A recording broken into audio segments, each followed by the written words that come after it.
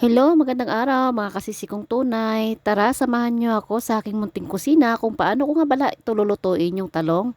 Tara, may sikretong ingredients ako dito.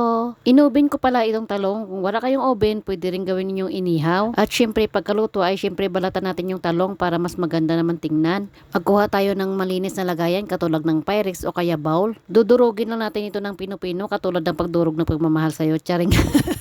Pwede kayong gumamit dito ng tinidor o kaya anong pwedeng gamitin para pangdurog dito. Sa ating blender o kaya food processor maglagay tayo ng ilang sibuyas dito. O syempre ito yung sikreto ng ingredients ko. Maglalagay rin ako dito ng parsley. Kung walang parsley okay lang mga kasisi ko, wag na maghirap kasi hirap na kayo ng buhay. Maglagay tayo ng asin dito at paminta kung ano pang mayroong ingredients kayo.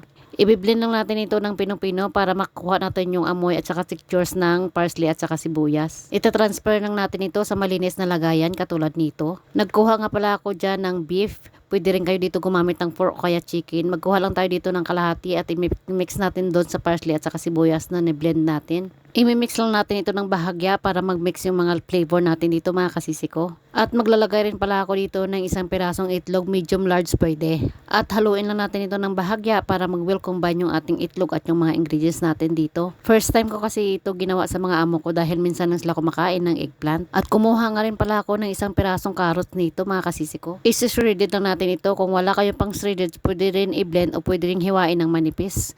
Ganyan na yung itsura ng ating carrots mga kasisi ko. At ilalagay na natin dito sa ating talong na kaninang dinurog natin. At sunod, ilalagay natin dito yung ating minced beef na hinalo kanina mga kasisikong tunay.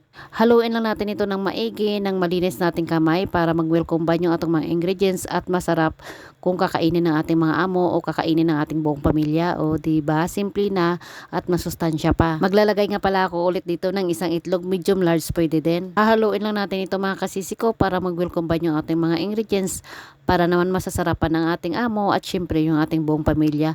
Masustansya na at simple pa. Sa ating kawali, maglagay tayo dito ng katamtamang mantika at ilalagay na natin dito yung ating talong na kaninang minix natin. Parang ganito lang siya, pasir ko lang mga kasisiko. Huwag nyo nang madadaliin para mas masarap yung ating pagluluto.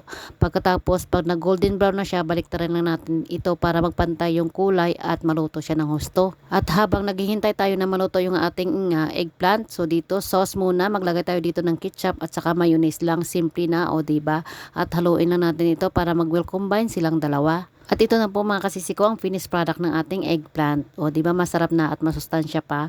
Maraming salamat po mga kasisiko and God bless you all. Bye bye!